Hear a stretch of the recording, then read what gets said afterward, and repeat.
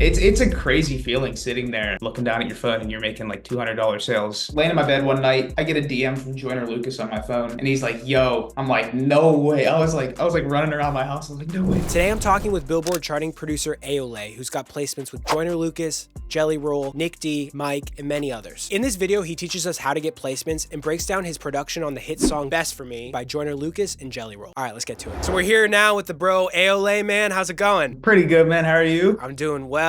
I really appreciate you making the time. Really excited to talk today. It's been a long time since we've talked last, so I'm excited to chop it up. You know, let's just get right into it. What got you into making beats? I would say I got into making music back around middle school. I would just say it was basically just hearing things that I liked and wanting to actually know how to make it instead of just listening to it. Like I've always had this feeling like when I listen to music. So I would find myself like sitting on the bus on the way to school or something, listening to music, and I downloaded GarageBand on my phone. I chopped it up a lot on the bus, like making music, making little EDM songs with the Apple loops they have in GarageBand. And it just over time just kept upgrading equipment, upgrading, and it's turned into a full-time job now, which is pretty crazy. That's so dope. So you said you started in middle school. How long did it take you to start progressing where you're like, wow, this is something that I really could do? Freshman year of high school is when I would say like the kind of that time period where I started taking it really seriously. I was like laying in my room one day and I was watching Taz Taylor. I was watching one of his lives. He was talking about like, if you really want this music stuff, like it has to be your full attention. Like even if you're in school or wherever you're at, like this has to be like what you're thinking about most of the time. And I made music every single day from that point on for the next like 3 years. So I kind of turned it on at that point. And so like, when did you first go full time where you're making money from this? It's a real business. So I was working at Sheets right around that time, right when I got that job, which was freshman year of high school. I got my first beat sale right like that same week that I started working. I'm like, man, I just made as much as I would make in working like 4 hours here. Like this is crazy. I gotta do something about this. So at that point I was getting like 2 or 3 sales a week. So I would say freshman year of high school is when it kind of became a serious thing, and then from then on I just kept working and kept putting stuff out there, which kind of generated more income for me. So you're in high school just getting these beat sales. Like, did it feel weird? Dude, it felt so weird. There was a point when I was a senior where my teacher asked me for first day of the school year, he was like, tell me one thing about you that would like make me jealous. And I was like, I'm probably,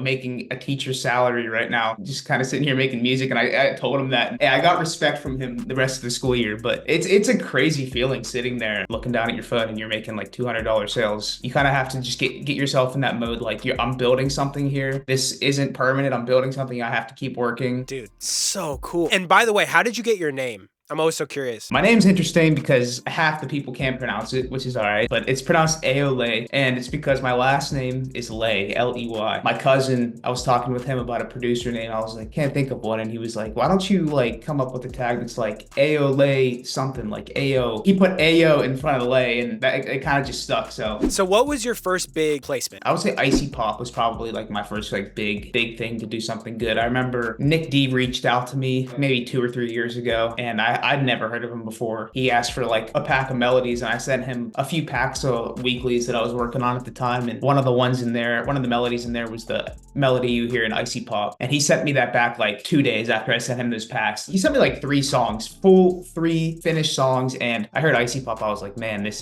one's gonna be a hit. It has that bounce. I did a school project on that song. The beginning of the year is when it came out, and I did a presentation. It was a speech class explaining how I made the loop and everything. And I was like, oh, it just reached 1 million streams. And the last speech I did of that year was a recap, and I got to talk about how now it's at 50 million. It was a cool thing. Shout out Nick D. What's one piece of advice you'd give to an up-and-coming producer? 100%. Obviously this is like what every advice you've ever heard would sound like, but I would say that consistency is 100% the key. Like I never really started being successful in this music industry until I was doing loops every single day. I would say honestly, like if you really want this music stuff to work, you have to be working at it. The only way for you to really stand out is if you're consistently putting things out, I would say. Bearing that in mind, how often are you sending out loops? Are you sending out packs? And how are you getting these placements? The first like 3 years I was doing it, making like weeklies for about 4.5 years, 5 or 6 out of the 7 days in a week.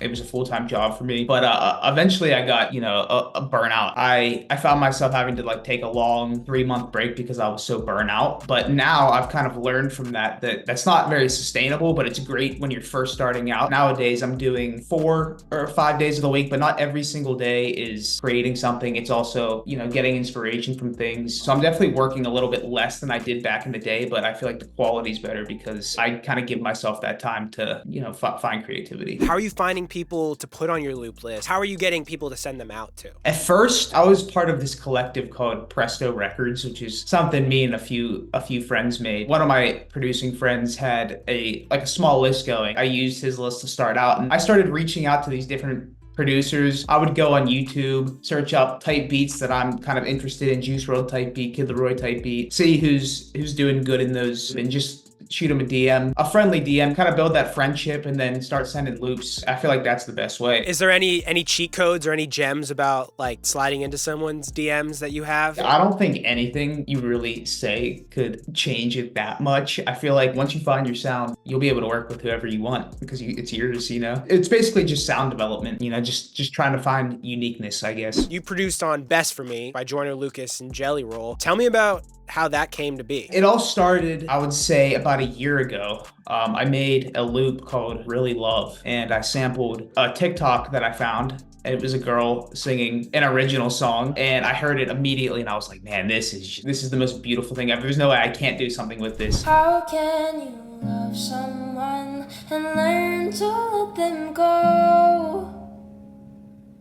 How do we fall apart on things we'll never know? So I made a loop with it. Young Taylor ended up hearing it, and he put a beat on top of it, posted on YouTube as a XXX type beat, and that did really good. Maybe 3 or 4 months later, after that was released, laying in my bed one night, I get a DM from Joyner Lucas on my phone, and he's like, yo. I'm like, no way. I was like running around my house. I was like, no way. I was telling my dad, I was like, Dad, look, I got a DM from Joyner Lucas. He's like, Joyner Lucas, who's that? He sent me the link to the beat, and he was like, this is such an amazing beat, and I would love to use this. And I was like, this is just insane. And then it got released with Jelly Roll somehow. Real quick, I gotta ask, because I've always wondered this. How does it work when you sample someone off TikTok? This was the first time I had to learn it too, and if I could avoid it, I would, but we kind of had to reach out to, the girl that sang the original TikTok. I spent a few months trying to get a hold of her, and I didn't get a response, but luckily, I kind of spammed it a little bit. Luckily, she was on board with it. Basically, she just gets cut into the splits to the song. You can hear in the final song, Jelly Roll, the hook that he sings is this is all her lyrics. She wrote this. I spliced it into this certain arrangement. That's what you hear now on the full song. It ended up making sense in the context of addiction, which is pretty crazy. So inspiring, so cool. Can we break it down? Let's break that down. I started with the vocal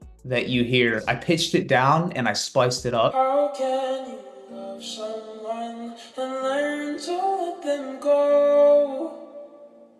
How do we fall apart on things we'll never know? You can hear the little guitar underneath it, and I just threw some room reverb on them just to round them out a little bit, and that's pretty much all I did for the vocals. So after I had that, then I kind of started with a little progression underneath that.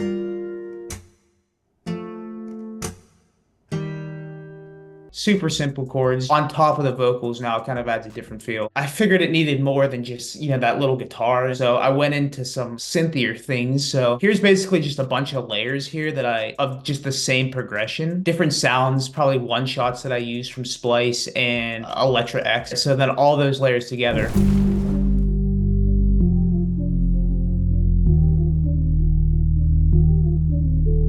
So it sounds nice and dark and full there. And then with the vocal, it sits nicely underneath it. And then just here to finish off that first section of it.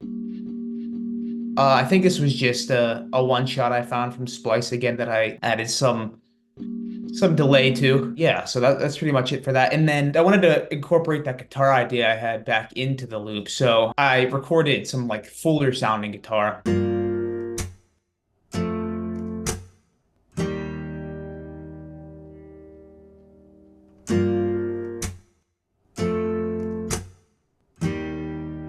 Super simple, just basic chords there. That's when those chopped vocals come in, which sound nice with that guitar. So it's...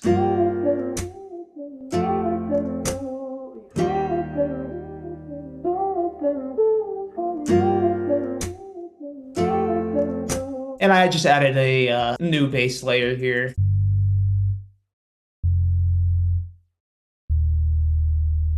I threw in a little vocal that I sang. I think I just sang this into voice memos. Just did, you know, a little auto tune, pitching, and ball hollow room.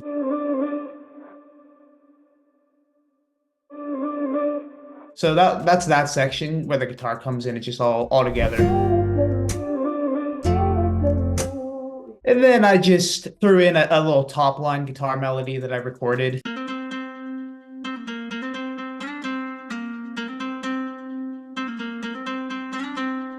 So sitting on top of the guitar, that sounds like this.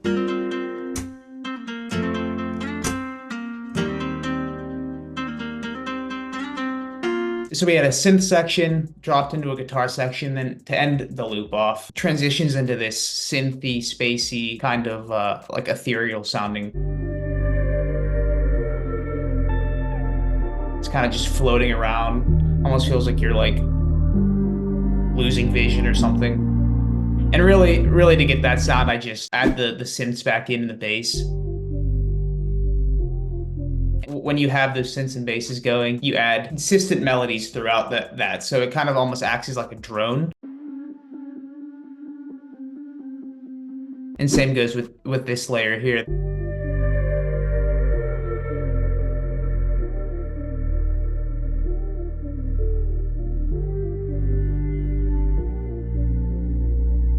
Some guitar. And then just some other vocals that I found that I sampled in here.